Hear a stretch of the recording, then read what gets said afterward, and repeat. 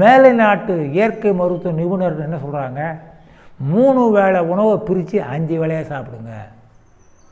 நம் நாட்டு சித்தர்கள் என்ன சொல்கிறாங்க, அதே 3 வேளையை பிரித்து 5 வேளையாக பிரித்து சாப்பிட்டா அவங்களுக்கு உடம்பில் நோயே வராது, நோயே இருக்காது அப்படி சொல்கிறாங்க. அது எப்படி பிரிக்கிறது? சித்தர்கள் என்ன சொல்லியிருக்காங்க, சாப்பிட்ற நேரத்தை வகுத்துருக்காங்க. கண்ட நேரத்தை சாப்பிடக்கூடாது, கண்ட நேரத்தை சாப்பிட்டா தான் நோய். 7 to 9 காலை உணவு நேரம், அது வயிறு சிறப்பாக வேலை செய்கிற நேரம். மதியானம் 1 to 3 சிறுகுடல் வேலை செய்கிற நேரம், அந்த நேரத்தை சாப்பிடலாம். இரவு இது 3 இட்லியை விட அதிக சக்தி வாய்ந்தது.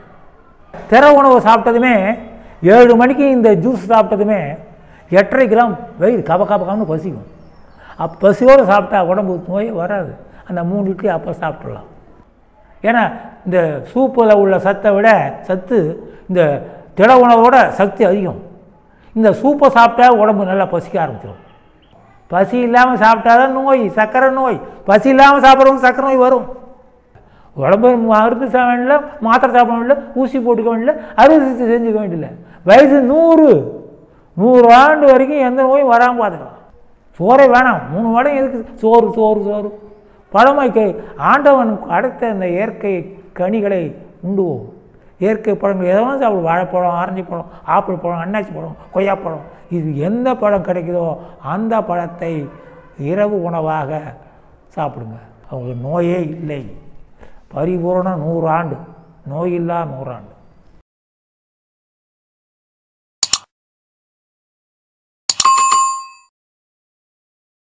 உடம்பில் உள்ள நோய் வராமல் இருக்கிறதுக்கு, நோயை நீக்கிறதுக்கு மேலை நாட்டு இயற்கை மருத்துவ நிபுணர்கள் என்ன சொல்கிறாங்க, 3 வேளை உணவை பிரித்து 5 வேளையாக சாப்பிடுங்க.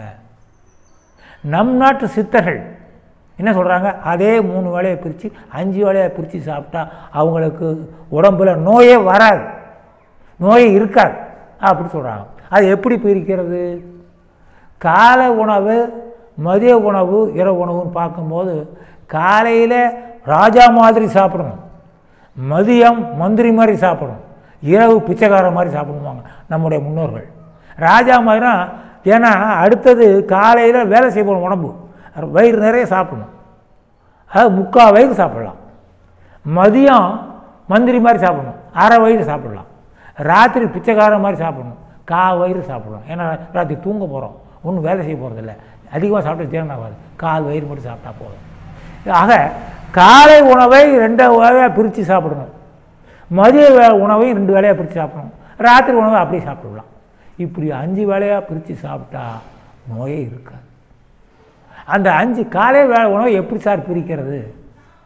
ஏன்னா பொதுவாகவே திற உணவை சாப்பிட்டா அவங்களுக்கு நோய் இல்லை. திட உணவு சாப்பிடும்போது ஜீரணத்துவ கோளாறு, அஜீரண கோளாறு, மலச்சிக்கெல்லாம் உண்டாகும். அதுக்காக ஒவ்வொரு காலை உணவை 2ஆக பிரிக்கும்போது ஒரு பகுதியை நீர் உணவாகவும் இன்னொரு பகுதியை திட உணவாகவும் திற உணவாகவும் பிரிச்சுக்கிறது. மதிய உணவையும் திற உணவாகவும் திட உணவாகவும் பிரிச்சுக்கிறது. காலை உணவை எப்படி திற உணவாக திட உணவாக பிரிக்கிறதுனா, காலை சித்தர்கள் என்ன சொல்லியிருக்காங்க, சாப்பிட்ற நேரத்தை வகுத்துருக்காங்க. கண்ட நேரத்தை சாப்பிடக்கூடாது, கண்ட நேரத்தை சாப்பிட்டா தான் நோய். 7 to 9 காலை உணவு நேரம், அது வயிறு சிறப்பாக வேலை செய்கிற நேரம். மதியானம் 1 to 3 சிறுகுடல் வேலை செய்கிற நேரம், அந்த நேரத்தை சாப்பிடலாம். இரவு 7 to 9 இதய உறை வேலை செய்கிற நேரம். இந்த 3 நேரம் தான் சாப்பிட்ற நேரம். திட உணவு சாப்பிட்ற நேரம் இந்த 3 வேலை தான். திரவ உணவு எப்போ வேணாலும் சாப்பிடலாம், தண்ணீரை குடிக்கலாம். இந்த 3 வேளையில் தவிர முன்னால் பின்னால் சாப்பிட்டா நோய் ஜீரணம் ஆகாது, நோய் உண்டாகும். அந்த கால வேலை உணவை ஒருத்தன் 6 இட்லி சாப்பிடுவான்னு வச்சுக்குவோம். அந்த 6 இட்லியில் 3 இட்லியை பதிலாக திற உணவு ஆய்க்கிறது. என்ன திற உணவு ஆய்க்கிறதுனா, 1 டம்ளர் தண்ணீர், வெந்நீர், 1 எலுமிச்சை பழம், 1 ஸ்பூன் தேன். இது 3 இட்லியை விட அதிக சக்தி வாய்ந்தது. இதை 7 மணிக்கு சாப்பிட்றது. ஒரு 8:30 மணி வாக்கில் அந்த 3 இட்லியை சாப்பிட்டுக்கிறது. இது காலை உணவாக முடிச்சு போகுது. காலை உணவு, பாதி உணவு திற உணவு, பாதி உணவு திட உணவு, உடம்புக்கு ஆரோக்கியமான உணவு, உடம்புக்கு நோய். இந்த திற உணவு சாப்பிட்டதுமே 7 மணிக்கு இந்த ஜூஸ் சாப்பிட்டதுமே 8.5 கிராம் வயிறு கபன்னு பசிக்கும். பசியோடு சாப்பிட்டா உடம்பு நோயே வராது. அந்த 3 இட்லி அப்போ சாப்பிட்றலாம். அதே போல் மதிய உணவு பெரும்பாலும் சாம்பார், ரசம், புளிக்குழம்பு, மோர் இப்படி 4 வகையாக பிரித்து சாப்பிடுவாங்க. அதே போல் கூட்டு, பொரியல், பச்சடி இப்படிலாம் செஞ்சு சாப்பிடுவாங்க. இதை பாதி ஆகிக்கிறது. ஒரு பாதியை சூப்பு சாப்பிட்டுக்கிறது. முருங்கைக்கீரை சூப்பு, முட்டைக்கோஸ் சூப்பாக செஞ்சுக்கிறது. அதை 1 மணிக்கு கரெக்டாக சாப்பிட்றது. 2:30 மணிக்கு திட உணவில் பாதியை மட்டும் சாப்பிட்றது. ஏன்னா இந்த சூப்பில் உள்ள சத்தை விட சத்து இந்த திட உணவோட சக்தி அதிகம்.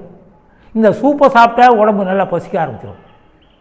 அது முருங்கைக்கீரை சூப், மிளகு, ஜீரகம், பூண்டு போட்டு கொதிக்க வச்சு அதை சாப்பிட்டாவே பசி எடுக்க ஆரம்பிச்சிடும். பசி இல்லாமல் சாப்பிட்டாதான் நோய், சர்க்கரை நோய். பசி இல்லாமல் சாப்பிட்றவங்க சர்க்கரை நோய் வரும். இப்போ இந்த பசியை உண்டாக்கிடுது இந்த சூப்.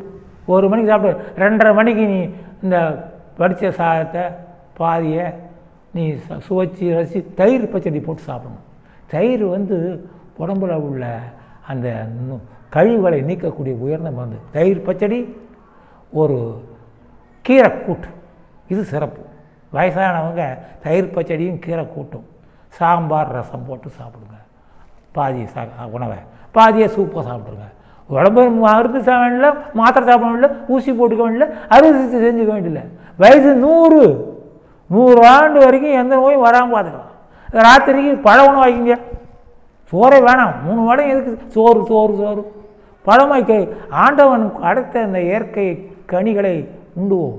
இயற்கை பழங்கள் எதனாலும் சாப்பிடும். வாழைப்பழம், ஆரஞ்சு பழம், ஆப்பிள் பழம், அன்னாச்சி பழம், கொய்யாப்பழம், இது எந்த பழம் கிடைக்குதோ அந்த பழத்தை இரவு உணவாக சாப்பிடுங்க.